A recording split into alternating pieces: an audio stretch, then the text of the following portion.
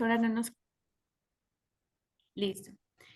Eh, bueno, la siguiente semana ya cumplo 2 años en la prepa, así que soy bebé en la prepa, pero, pero muy contenta. Entonces, pues espero que sean más años. De cualquier manera, pues he aprendido mucho con ustedes y bueno, me interesa mucho darle seguimiento en este proyecto porque es algo que de verdad les puede dejar mucho conocimiento, ¿vale? Entonces, bueno, voy a ser breve para que yo sé que están en evaluación esta semana, última semana. Entonces, vamos a explicar algunos aspectos importantes de lo que nos quedamos y a retomar desde ahí, ¿vale? Entonces, esta es la sexta clase como tal y entonces vamos a revisar las aportaciones que hicieron. De hecho, ya las estuve revisando y justo traigo ahorita algunas conclusiones. Le vamos a conocer a grandes rasgos con un videito de qué se trata este trastorno del cual investigaron, que es el más común en los adolescentes, y por qué es importante que lo diagnostiquemos, porque realmente en la adolescencia, como ya habíamos platicado antes, se dan muchos cambios como de comportamiento, de conducta, y entonces podemos malinterpretar que de repente un adolescente por ahí esté sintiendo cosas diferentes o comportándose de una manera extraña y podemos confundir un trastorno de la personalidad con con un trastorno de conducta, ¿no? Que es muy común en los adolescentes. Entonces, lo que quiero hoy es que definamos qué instrumentos vamos a utilizar para ya implementarlos y la verdad que si conseguimos 2 grupos de cuarto va a estar excelente. De los maestros con los que mejor me llevo, pues a lo mejor estoy pensando en la maestra Eva, que creo que sí tiene grupos de cuarto, pero no estoy segura. Entonces, Creo que sí, ¿sí? pero bueno, sí, tiene uno en la tarde. Ah, ok, Creo que es el 4:42. Creo que sí es ese. perfecto. Uno 52. Entonces, creo que la maestra, bueno, hasta donde lo conozco, hasta donde yo la conozco, es muy cooperadora, entonces, creo que con ella me puedo acercar y si ustedes me pueden facilitar, bueno, voy a pensarlo, pero el caso es que me gustaría que por lo menos podamos hacer en 2 grupos los instrumentos diagnósticos para que tengamos una población pues suficiente para interpretarla, ¿vale? Entonces, eso lo vamos a poner de acuerdo esta semana, lo voy a estar comunicando por WhatsApp y para que ya planteemos con los maestros una fecha y un horario en el que podemos nosotros implementar nuestros instrumentos, ¿vale? Ahorita les explico cómo va a ser todo eso. Realmente es fácil. Vamos a pasar el cuestionario a Google Forms y ya nada más vamos a definir una fecha en el grupo, yo creo que en una clase de 50 minutos, para que los chicos puedan contestarlo todo. El de nutrición ya lo tengo, hoy se los voy a presentar y ya nada más nos falta analizar de respecto a, hagan de cuenta que en esa misma sesión el adolescente tiene que contestarnos el cuestionario de nutrición y el cuestionario de personalidad, ¿sale? Entonces, sí he estado buscando varios, incluso ustedes se acercaron a proporcionarme varios instrumentos o recomendaciones que les dieron sus maestros de psicología.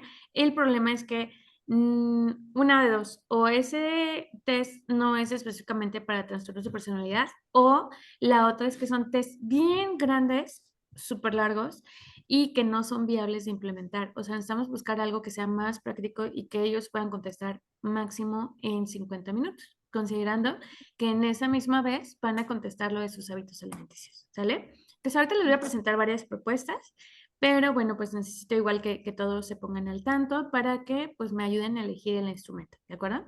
Entonces, bueno, vamos a apurarnos, revisar las aportaciones, el video en qué consiste el trastorno límite de la personalidad. Esto es derivado de lo que estuvieron colocando que investigaron.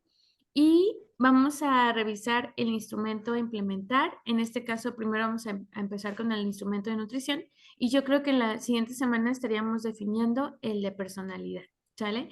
También hay aplicaciones bien bonitas, pero no se me ha ocurrido hasta ahorita cómo pudiéramos hacerle, porque recuerden que les había platicado que puede haber sesgo de información Sí. si los chicos se sienten observados, evaluados.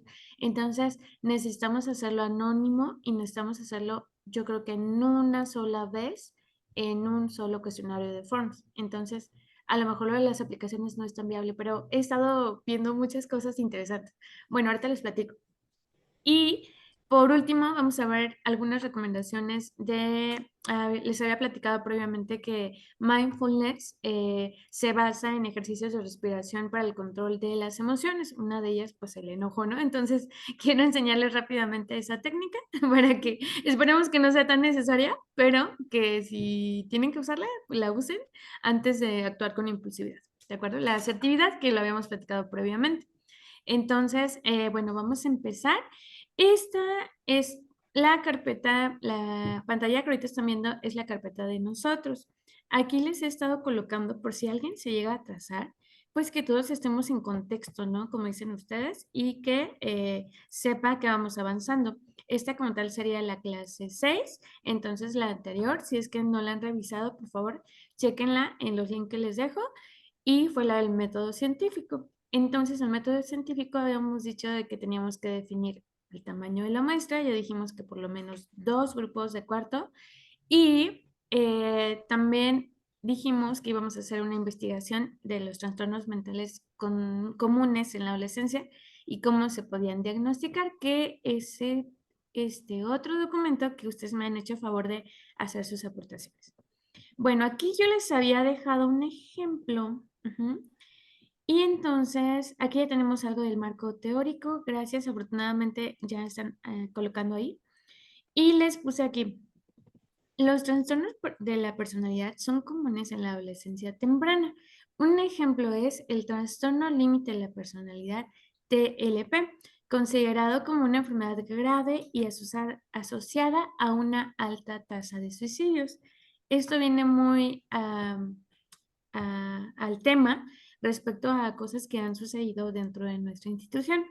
La evidencia reciente demuestra que este trastorno es tan confiable y válido entre los adolescentes como lo es en los adultos y que los adolescentes con este trastorno pueden beneficiarse de una intervención temprana. Esa es la aportación que yo les puse.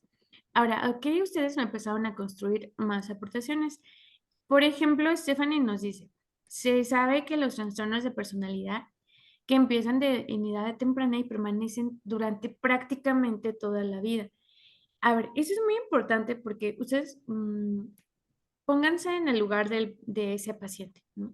Y entonces, supongamos que un niño que pasó de la secundaria a la prepa, ajá, y entonces nadie se ha percatado de que él tiene un trastorno de la personalidad y de hecho nadie se da cuenta, los maestros lo toman como que es algo de la conducta, los papás también, y entonces va pasando a otros niveles educativos. Si es que pasa, porque las personas que tienen problemas de la conducta suelen ser personas que ¿cómo les diré? Que les cuesta trabajo mantener un promedio, actividades académicas y demás. Bueno, supongamos que nunca se detecta y esa persona sigue a través de sus etapas de la vida y llega a ser un adulto. Entonces, ese adulto que no se diagnosticó en la etapa de la niñez a la adolescencia, por supuesto tiene un mal pronóstico. ¿Por qué? Pues porque son personas que la pasan mal en el trabajo, que pues que tienen muchos problemas para adaptarse a situaciones en donde tienen que aguantar frustración, actúan de forma agresiva, violenta y bueno, ya después nos enteramos de un montón de cosas que detonan en cosas que afectan a esa persona, a su familia, a su pareja y demás, ¿no? Entonces, eso tiene mucho impacto porque si nosotros hacemos conciencia de la importancia de diagnosticarlo en etapas tempranas, entonces mejor le va a ir a esa persona que todavía es prácticamente un niño, ¿no? Esa es la importancia. Aquí nos dice, estas se caracterizan por ser patrones desadaptativos de pensamiento, sentimientos y percepciones y conductas que empiezan en la adolescencia y se perpetúan a lo largo del tiempo. Lo que les decía, ¿no? O sea, esto causa disfuncionalidad ya cuando son adultos. Y luego nos dice, aquí ya es otra personita, Ariadna, nos dice que los adolescentes presentan problemas emocionales, además de reportar algunas quejas somáticas. Soma, que quiere decir cuerpo, ¿no? Molestias en el cuerpo, dolores, no sé si a ustedes les ha pasado, ¿no? Calambres, cosas que no tienen a veces explicación. Es que me duele el pecho, me cuesta respirar. Esos son algunos ejemplos de quejas somáticas. Me duele la cabeza, eso también podría ser. Cualquier síntoma que viene de una situación psicológica. También reportan ser poco amigables, así como una sensación de no caer bien a los demás. Eso es muy común, ¿no? En la adolescencia.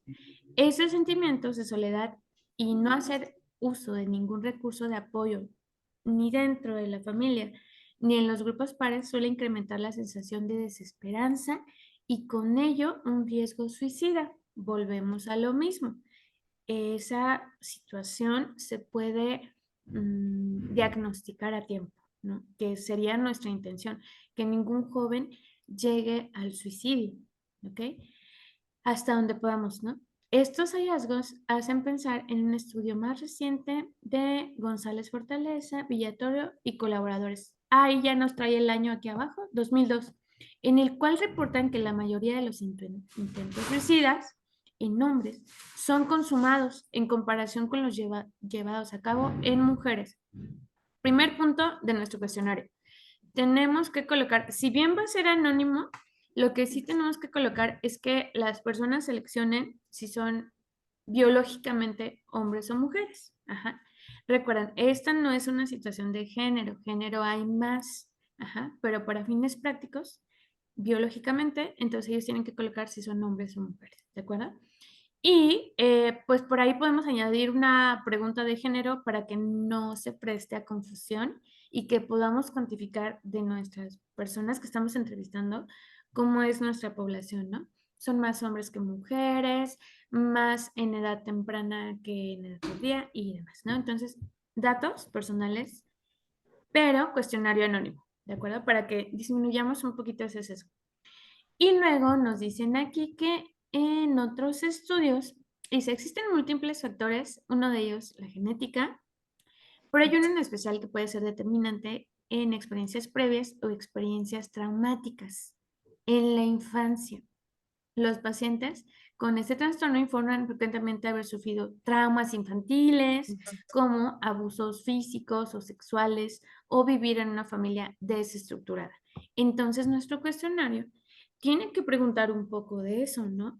¿Cómo se siente el adolescente respecto a su situación de su familia? Si el adolescente sabe o conoce si alguno de sus papás, acuérdense que son dos líneas las que afectan a nosotros, papás o abuelos. Entonces, tenemos que meter una pregunta que diga, dentro de tu familia, ¿sabes o conoces si alguno de tus padres o abuelos cuenta con algún diagnóstico de una enfermedad mental, así en general?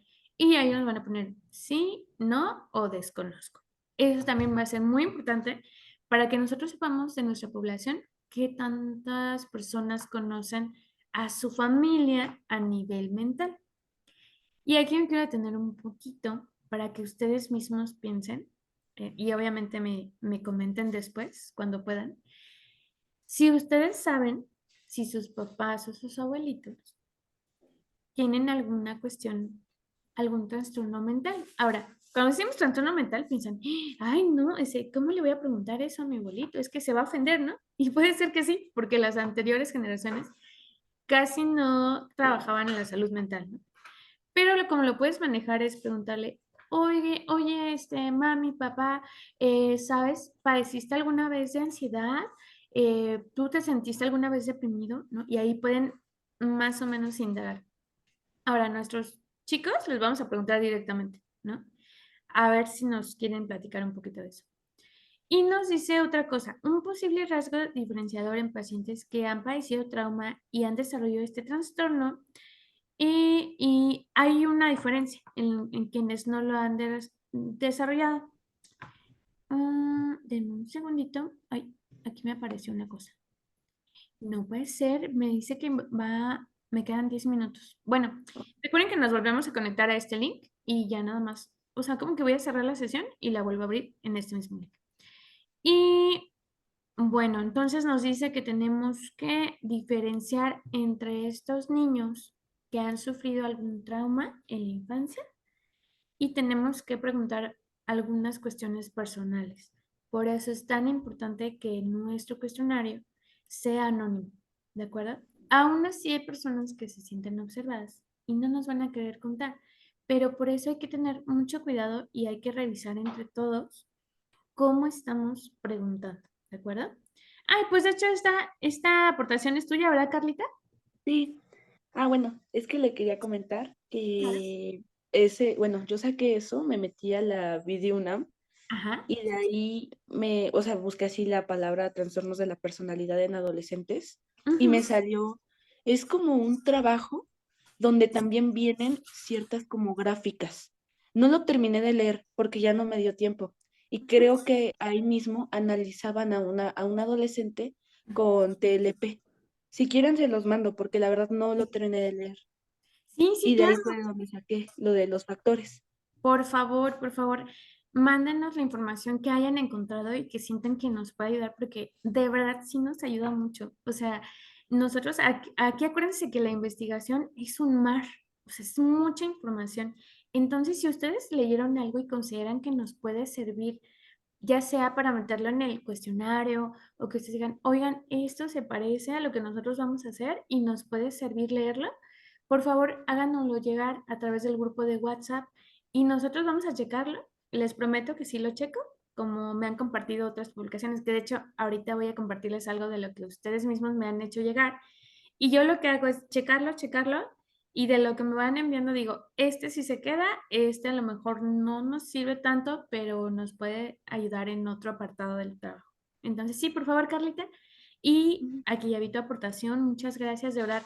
Yo sé que esto es un extra y por lo mismo no hay presión, ¿no? Siempre les he dicho, somos varios y nos podemos ayudar. Esta semana sí quisiera que nos pongamos un poquito de acuerdo, quien esté un poquito más liberado, ya sea sí, quien guste, o incluso podemos abrir un Forms colaborativo para que me ayuden, nos ayudemos entre todos a empezar a pasar el cuestionario. Es bien fácil, ¿eh? La verdad es que nada más es hacerle copy-paste e ir acomodando las opciones de las preguntas, pero ahorita les explico eso. Muchas gracias, Carlita.